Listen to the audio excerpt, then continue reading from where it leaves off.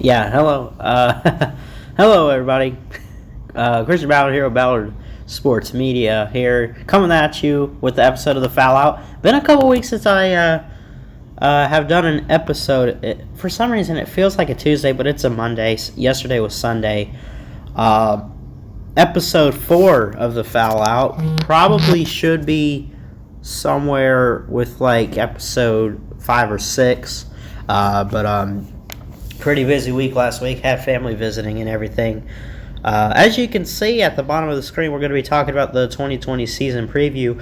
Now, I'm not going to go game by game or anything. Of course, I made 2 videos already talking about the American League and the National League. You know, we talked about that. Who's going to win it? Who's going to lose it? Who's the top favorite? Right? We talked about stuff like that. First off, shout out real quick. I just want to say thank you to Uncle Lou and BVD for having me on the morning show this morning. If you missed it, or you don't know who Uncle Lou is, if you don't know who Uncle Lou is, then you don't know college football on YouTube. He is the man for that. Go check out Uncle Lou. If you missed it, check out the recent morning show from March 9th. I was on the show. I think they had me on maybe about 30 minutes or an hour. Not too long, but it's normally a 2-hour live show, and they normally have a guest on for about an hour of it. So I was the guest on, and just want to thank them real quick for having me on this morning. Really do appreciate it. Big fan of both of those guys. Go check them out, BVD, and then check out Uncle Lou. And you can check them out. What do they have it? Monday, Wednesday, and Friday for their morning show. And they always get some YouTubers and some guests on. And I was the special guest on the show today. Moving past that. Great show, too, by the way. So, regular season is here. Well, almost. It's March 9th. We get the actual season on March 26th. Again, I don't have live TV anymore. So I can't really watch it live. So there will be no more play-by-play games or whatever. But that doesn't mean I can't talk about it, right? I can always watch highlights and get back with you. I can always read up on stuff, which is what I normally do. When I do a show like this or off the court, I'm not basing it on what I've seen in games. No, I'm basing it off of what I'm reading, trying to cite my sources and everything, you know. So it really, for these 2 shows, for this and the off the court show that I do, I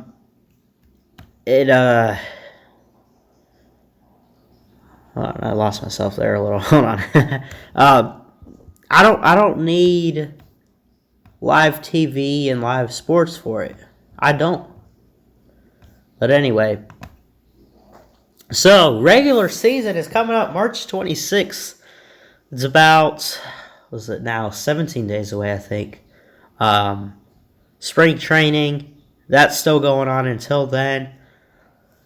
It's a snooze fest. I'm just going to be honest with you. It's a snooze fest. I mean, there's no point of spring training, right? You get a quick preview of some players and some teams and what they may look like going into the season, and that's pretty much it. Right? So I see someone's watching. Feel free to ask questions, hop in the chat. But anyway, spring training is a snooze fest. There's no point of it other than the players practicing, which I get it. If you want to have it, let the players practice, get warmed up for the regular season, that's fine. But come on. It is one of those things that, what are we watching it for? What are we doing with our time watching a game that's not going to count on your actual record to try to get to the postseason? Right? Be real. As for the AL East, the Rays win it. Well, if they're healthy, they can keep the stuff up and just be healthy and play well. They could win it. They're actually currently playing the Blue Jays, Toronto Blue Jays. What's the score on that? Let me see. 1-0 Blue Jays. 1 out, bases loaded there. Got some other games on. Detroit and Houston. Yankees and Phillies. Yankees and Phillies is interesting. The Phillies look like a team that could win. Most likely try to win the East. I think at least compete with Washington and Atlanta. But I think we can, and it's not because they won the postseason, but they returned a lot of talent. But I think you can look at the Nationals as the team for the National League East as of right now. But we will see what happens in the season as we get going later in this month and throughout the year in 2020. So spring training is a snooze fest. There's no point of it, right? But you have the regular season coming up pretty soon. Let's talk about that, because that's something that everyone's really interested in. If you are a baseball fan, I don't mean everyone as in everyone on earth, but you know what I mean. So, of course, you saw my preview videos for the American League and National League. I'm not going to get into all that, but when you look at the schedule, some very interesting matchups to open up the season. Let me go to it real quick. Thursday, March 26th, Washington Nationals host. Or no, they don't host. They're on the road at the New York Mets. You also got the Giants and the Dodgers. Angels at Houston. That'll be interesting. Tampa Bay hosts the Pirates. Some very interesting matchups to watch.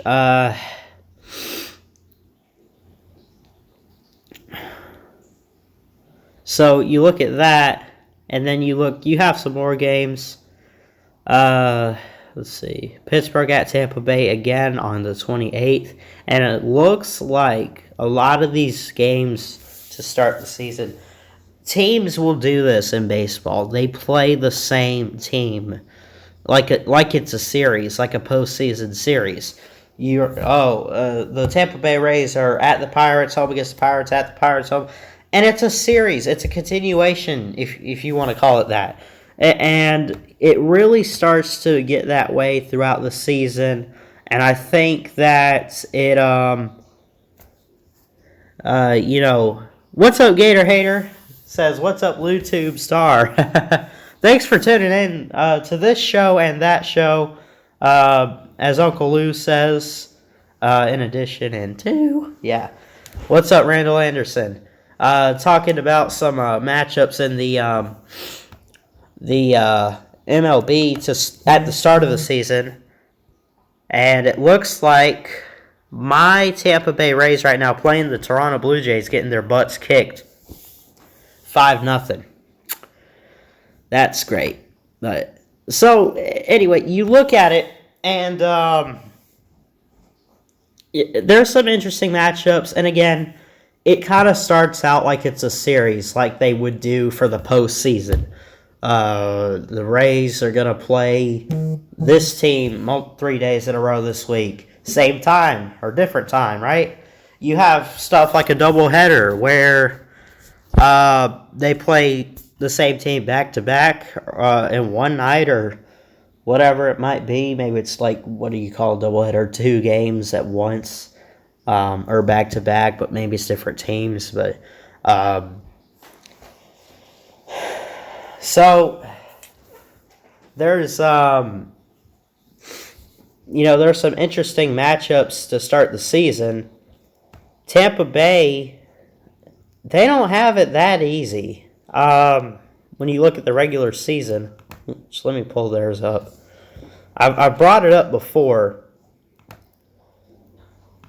But the first half, they split it up into 2 halves. Now, I don't know if they do like a halftime deal where it's like, okay, take a break from baseball for a while, but they have so many back-to-back-to-back games. They start with the Pirates 3 times, start with the Yankees 3 times. Both of those matchups are going to be, so they have the Pirates at home 3 days straight.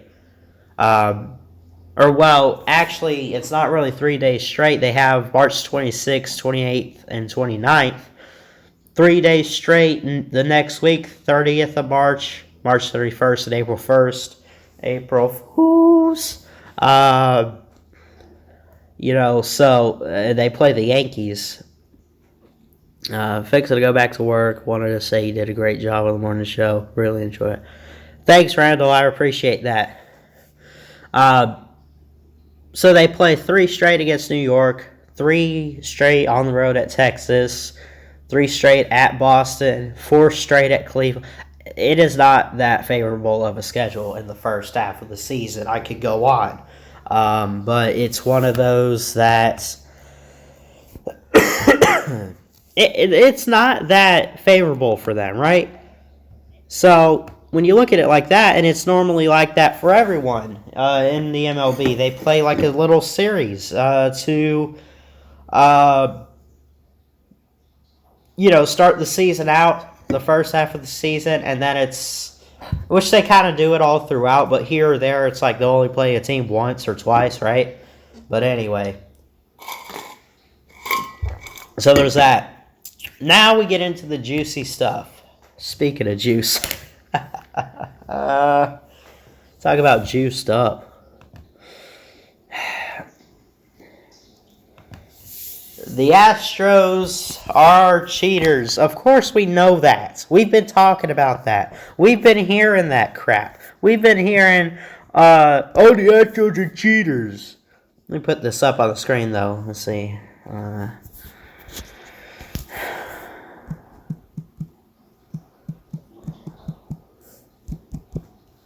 Of course, we know the cheating scandal where they stole the signs, and everyone knows they did it.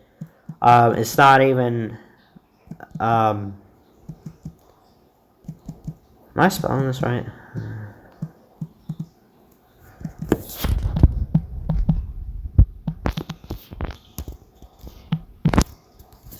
There we go. If you can probably see all that, but... basically says Astros cheating worse than steroids. Maybe if you're using technology, you got to think with the world, not just in baseball, just the world in general. There's a lot of technology advancements, right? You have, okay, so on one hand, you take what the Astros did, you have technology, right? And they electronically stole signs, banged on a trash can, and got away with it. And then you look at steroids, you juice them up and make them stronger, right? Pretty much. So you look at it like that, I don't know which is worse. The technology sign stealing, or is it the juicing up players? You let me know. But I think this. I think that it doesn't matter how you cheated. Cheating is cheating is cheating and is cheating. I don't care how you cheated. You cheated at baseball.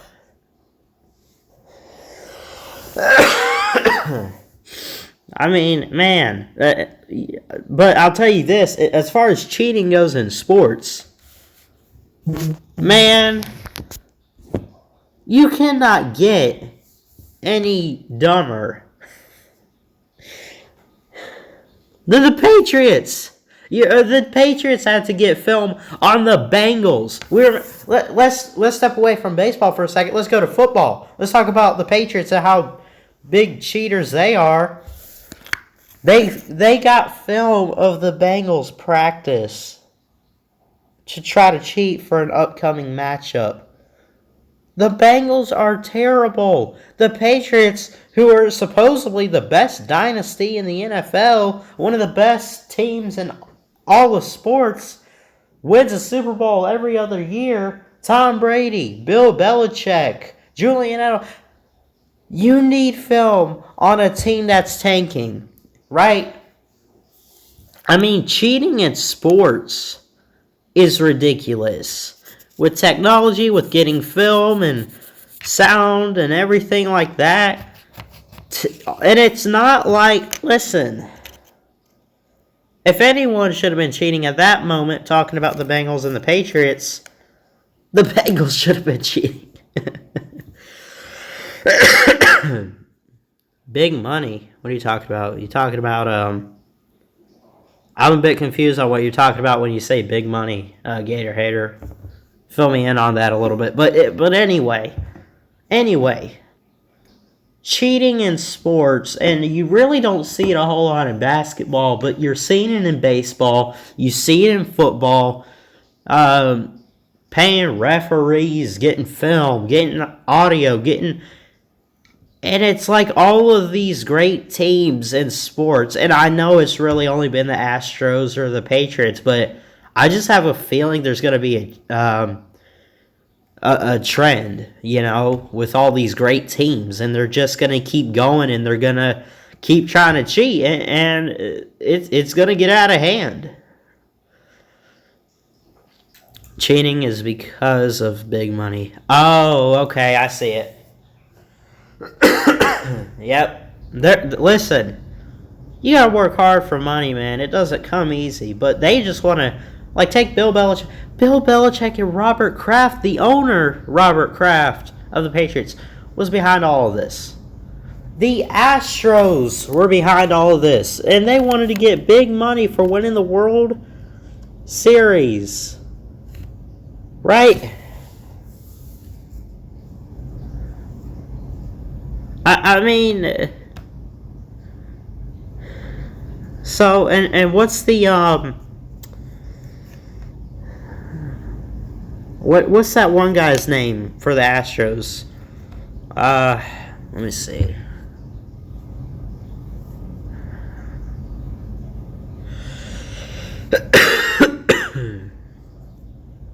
Let me find him. Is it Jeff Lunau? Owner Jim Crane fired him, right? Jeff Lunau, the coach or whatever for the Astros, basically helped try to steal signs. It was probably all his idea, right? Probably all his idea. I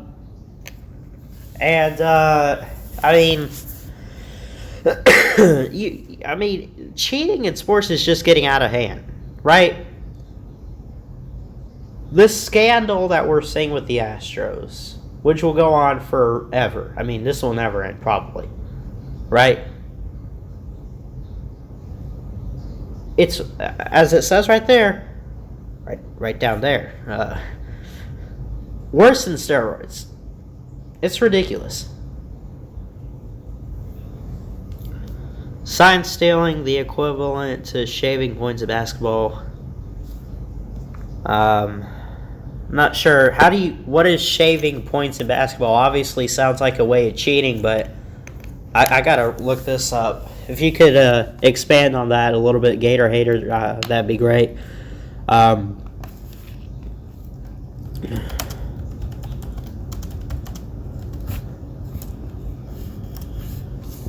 me see. Here we go. You talking about point shaving? Let's see. When a bookie or bettor convinces a player or official to help a favored team not make the spread. For example, if a team is favored to win by 10 points, the player or players involved make sure that the team wins by fewer than 10 points. Why would they not try to cover the spread?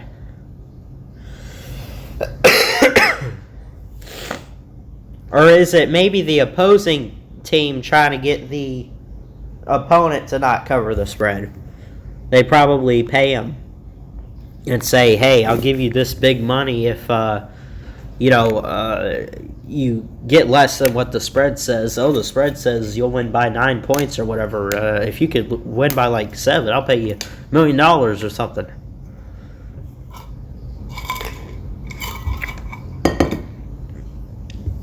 Until they're stripped of the title, it won't go away. I agree. I have a feeling even if they're stripped of their title, it's still not going to go away. Something else is going to come up. I feel like this just feels like one of those scandals or stories in sports that's just never going to go away. It's always going to be there, never going to go away. Right?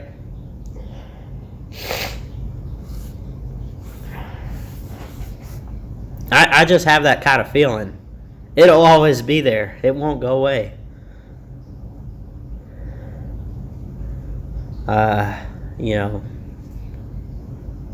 Betting on the underdog. Yeah, I agree. Betting on the underdog. And we see that all the time when they put the point spreads out and all that for sporting events. We've seen underdogs win games all the time, right? If you think take a championship, right? Alabama, I'm going to use this as reference. I really hate to bring this game up because it really just still pains me. But take the 44-16 game with Alabama and take the 44-16 game with Alabama and Clemson. Bama was clearly the favorite in that game. It was a close spread. I think it was like a 5-point spread or whatever, right? People expected Alabama to win that game. I think a lot of people expected Clemson to win, but not in the way that they did it. Heck, if I would have known that Clemson was going to blow out Bama, I would have bet all my money that would have happened. I'd double it. I would be, if I had known that was going to happen and I tried to make a bet on that game like that, I would be rich right now.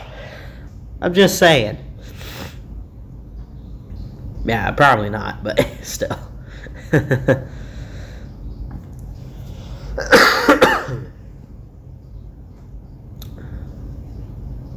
Google the 78-79 Boston College basketball team. I'll do that.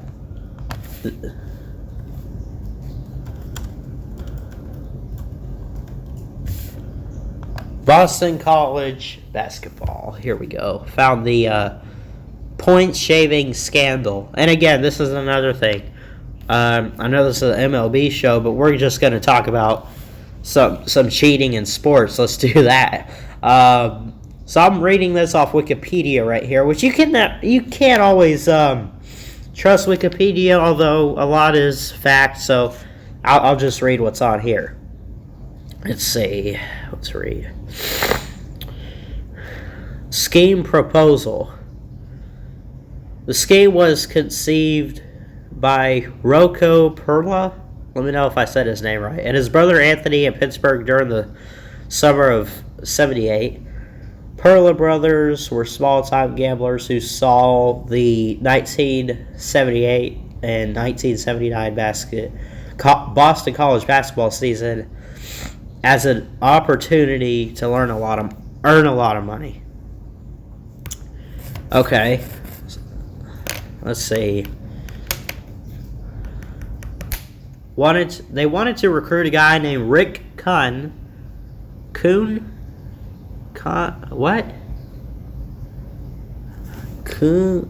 I don't know how you say his name. Kuhn? Whatever. Some guy named Rick. All right.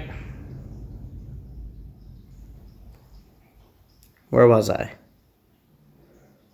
Rick, a high school friend of Rocco Perla, entering his senior year at Boston College, was expected to be a key member of the 78-79 Eagles basketball team. Let's see.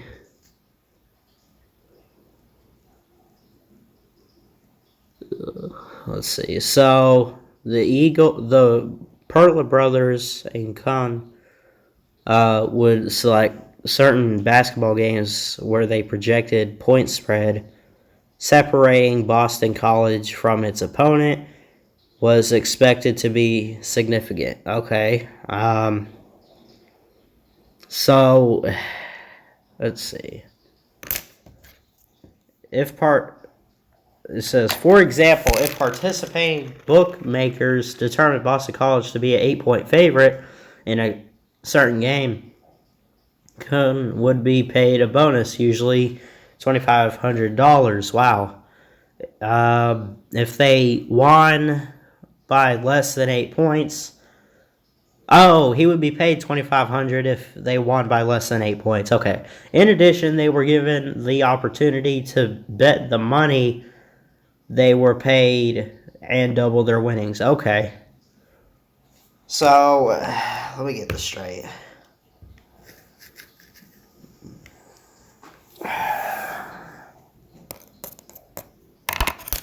There's a film on this. Playing for the Mob. 30 for 30 series. This is interesting stuff here. And listen, we have seen... Again, I'll bring this up. We have seen in sports... just cheating go on and on and on. And like you said, Gator Hater, unless you're talking about that specific scandal or that, type of cheating has been going on forever. Just in general, Gator Hater, cheating in sports has been going on forever, right? But with technology, with the world, and just with sports, everything's advancing. Everything's getting bigger, more effective, more efficient, right? Cheating in sports is just getting worse, if I want to put it like that.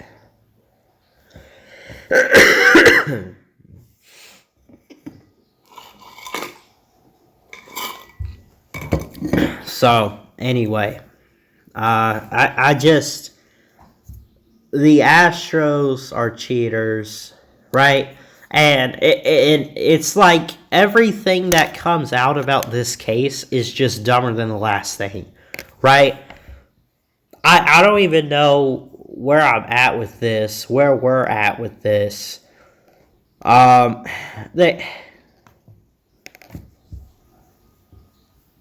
really want to say just get rid of this team, relocate it, and start over. Act like the Astros never even happened, because it's just getting ridiculous.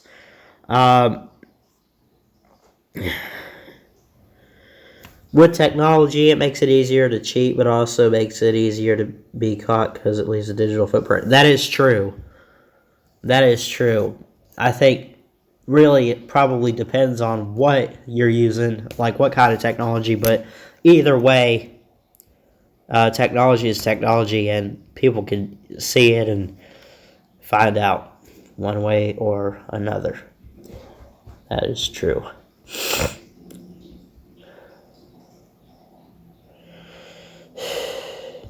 So, let's see.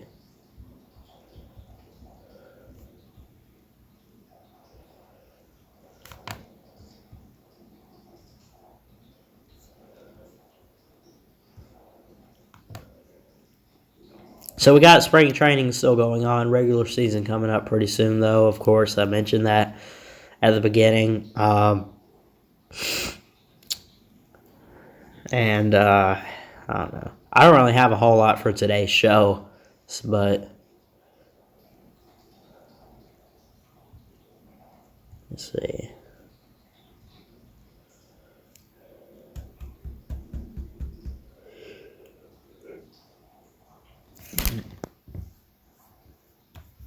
Anyway, how long have I been on about? That is true, Gator Hater. I do have you here in the chat. So, but anyway, basically to sum this up, Astros are cheaters and they get away with it. I don't care what the MLB is trying to do, okay? The Astros are just going about their business, acting like it's nothing, while everyone else is sitting there like, what the heck? What are we doing? You know? I hope, please, you know what? I just hope this truly comes back to bite them in the butt. They don't make the postseason. I really do. And I think everyone's wishing that for the Astros. I think even actual Astros fans You can't sit there and say, oh, we're fine with it, we didn't do anything. It's been proven.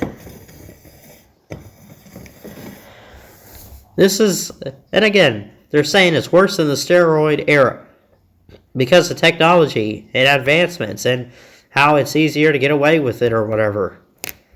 Right?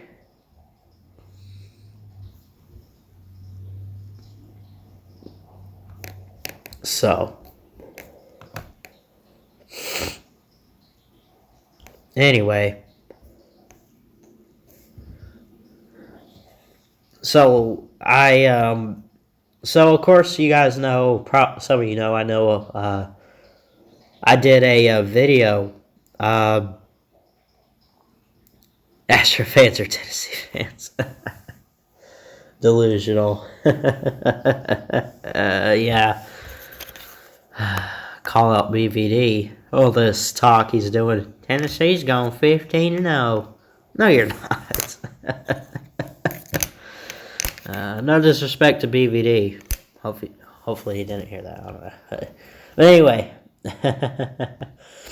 So, of course, you guys, if you've been subscribed to me for a while, you probably saw my preview video for the American League and then one for the National League. I got the Nationals taking the East, probably someone like the Cubs taking the Central, the Dodgers in the West. That's for the National League. And I do have, believe it or not, I would take the Astros to win the West because that's just one of those divisions that is really not anything right there or whatever. You can say whatever you want about the American League Central. I like a team like the Yankees or the Red Sox for the East in the American League, but those are my predictions. You got the National League East being the Braves. Gator hater. PVD's high on mountain here. He might be. He might be. He might be.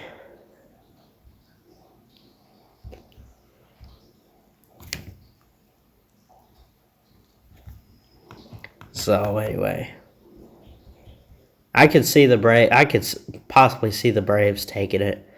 I think that it's kind of a 3-team race between the Red Sox, the Yankees, and the Rays, but I think a lot of people are going to be high on the Yankees. I'm going to love the Red Sox. I say I'm going to. People are going to love the Red Sox in the American League and in the East. So, but we will see what happens. I think them and the Yankee. First off, that's a huge rivalry with the Red Sox and the Yankees, and there's a lot of history. It's always been like a back and forth type of rivalry. If you want to say there's rivalries in MLB, I don't really believe it, but you just got to go with it. Red Sox are going to be busted for cheating next. The Braves are going to win the World Series. That's a pretty hot take. I could see that. Braves are pretty good. I went one of my first baseball games. I'll tell this and then I'll get off. But I think one of the first baseball games I remember going to. It probably wasn't my first, but I think it was definitely one of my first, at least that I can remember, was a Braves game. And I don't remember who they played, but man, we had a good time. We went to the Braves game with my aunt and uncle, and it was a hot day too. We got a wooden bat, got jerseys. I'm talking about me and my brother, and then foam fingers and stuff. We got a wooden bat. Who was it? Someone named like Chipper Jones. Is that name ring a bell? I could Google that guy, but I don't think he's playing. But he was a really good player on the team, I'm sure, if we got a bat with his signature. He didn't sign it, really, but he it had his signature printed. Like they I don't know, they had it on a piece of paper and just kind of put it on there. But I remember going to a Braves game once, and it was pretty good. Yeah, he retired. I just looked him up, but he was a pretty good player, I'm sure. So anyway, I think I'll go ahead and get off. I've been on here about 35 minutes or so. But Gator Hater, thank you for stopping in. Randall Anderson, thanks for stopping in. And, well, I guess that was it in the chat, but anyway, if you did stop in and you didn't type in the chat, do appreciate you for stopping in. Either way. It's a class, yeah. Yeah, I got a couple more things I could probably do, but anyway. Thanks so much for watching. Hit that like, hit that subscribe button if you're new. I do stuff like this. I do baseball talk live on Mondays. I do basketball Tuesdays and Thursdays for Off the Court. And then on Fridays, although I don't think I did it this past Friday because I was busy with family plans, I was doing it NBA live streams, reacting to games and stuff, but I don't have live TV anymore. So what I think I'll do is like an open discussion, Q&A type stuff on Fridays. We'll see what happens this week. Hopefully I can get back to that. Anyway, that's it for me. Hit the like, hit the subscribe, all that good stuff. Comments are always appreciated. And that's pretty much it. I will see you guys next time. Until then, Ballard Sports Media, checking out.